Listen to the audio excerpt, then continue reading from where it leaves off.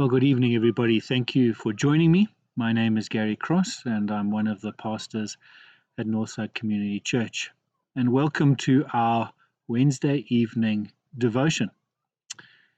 I'm sure if you look behind me, you will realize that I'm not recording this in my office. In fact, I and my family went away for the long weekend, and this is being recorded up in the mountains near Troutbeck. And I'll talk about that a little bit later on. Well, I hope that you were able to join us on Sunday when Pastor Varengarai went through Nehemiah chapter 1. And he did a great job talking about Nehemiah and the prayer that we find in chapter 1. And so I'd encourage you, if you haven't listened to that, go find it and listen to it. But I just want to talk about one thing that sort of came up because of where I am this weekend. And it's the very final verse in the chapter. As you know, we're introduced to the man Nehemiah right at the beginning. He receives word from Jerusalem, which is bad, and he responds by fasting and praying. And as we'll find out in chapter 2, for about 4 months. And then there's this verse right at the end of Nehemiah chapter 1, and it just says, I was cupbearer to the king. And I've been wondering, why was that put at the end and not at the beginning, as part of the introduction to Nehemiah and to the book? It would have made more sense to be at the beginning. Well, I've given it some thought, and I think one of the reasons may be as follows. You see, I've been up in the mountains on a little bit of a holiday for the last 3 or 4 days with my family, and I just realized that I'd switched my phone off at night. I've stopped reading the news. I'm pretty divorced from what's happening even in Harare, where I usually stay. In fact, things could be happening in Harare and I wouldn't know about it. And if I did hear about it, I would go, well, I'm up here in the mountains. What can I do? And so I think this verse right at the end is put there to shock us. Why would Nehemiah, the cupbearer to the king, react the way he did? You see, we look at the story of Nehemiah and the bad news that comes from Jerusalem and his response to it, and we go, yeah, I can sort of relate with that. But then we realize exactly who Nehemiah was. And he was the cupbearer to the strongest, the most powerful, most influential man in the world. It's sort of like PA to Bill Gates, or, personal secretary to the president of the United States or the president of China. It's that sort of position that he had. He lived in luxury. He lived in the palace. Where the king went, he went. What the king ate, he ate. Etc., etc. He lived in opulence. He had never been to Jerusalem. He had never stepped foot in Judah. And yet this man of great power and influence, and in the king's palace, responds the way he does. And this tells us a little bit about the man Nehemiah. He had this heart for God and a heart for God's people. And so I've been thinking about that, and I wonder if God is speaking to anybody in the diaspora. You see, Zimbabwe's walls are in ruins. Our gates are burnt to the ground. The church in Zimbabwe today, the walls have fallen down, and the gates are burnt. And I wonder if there's anybody like Nehemiah in the diaspora and whom God is calling home, calling you to return. Come back like Nehemiah did and help us rebuild the walls. But let me just caution you that if you do think about coming back to Zimbabwe, it needs to be a call of God, because things are tough here. And if you're not convinced of the call, you will really struggle. And then I began to think about, well, I wonder if this doesn't apply to us all.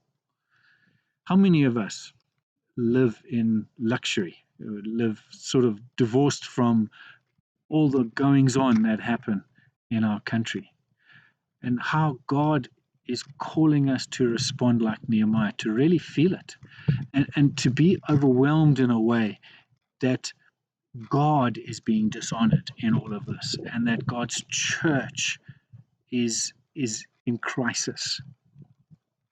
And I wonder how many of us see it. And so maybe it's a call to every one of us to open our eyes and to open our ears more to what is happening in the church in Zimbabwe. And then, like Nehemiah, to pray. And I would encourage you to study Nehemiah's prayer. In a way, it's very similar to Ezra, but in a way, it's very different. Ezra was responding to sin, a specific sin within the church.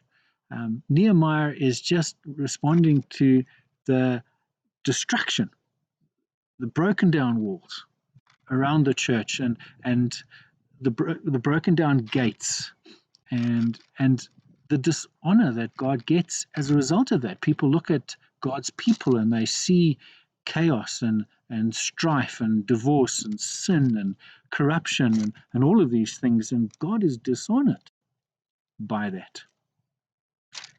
And then what is, Nehemiah answered, and he became part of the solution. And I wonder how many of us watching today, God is calling us to become part of the solution. What is he calling you to do? And when we look at Nehemiah, he didn't go back and build the walls all on his own. What he did is he inspired others to just build the part of the wall that was in front of their house. Just that little bit. And I wonder what God is asking you to do to rebuild the walls around the church, to rebuild the gates. I've been thinking about the fact that they rebuilt the walls and the gates. Gates allow people in and out. And so, yes, the wall is there for protection. The wall is there to keep God's people separate from the world, pure from the world. But there are also these gates that allow people in, and then allow the people of God to go out. The Great Commission is to go and make disciples.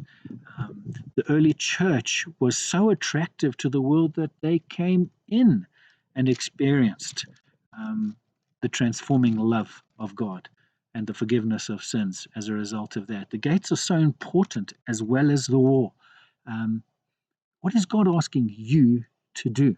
Is he asking you to build part of the wall, or is he asking you to build the gates that are in the wall? And so I've been challenged by this, that I begin to feel a bit more. Sometimes we've developed thick skin or hard hearts to the things that's happening in our nation.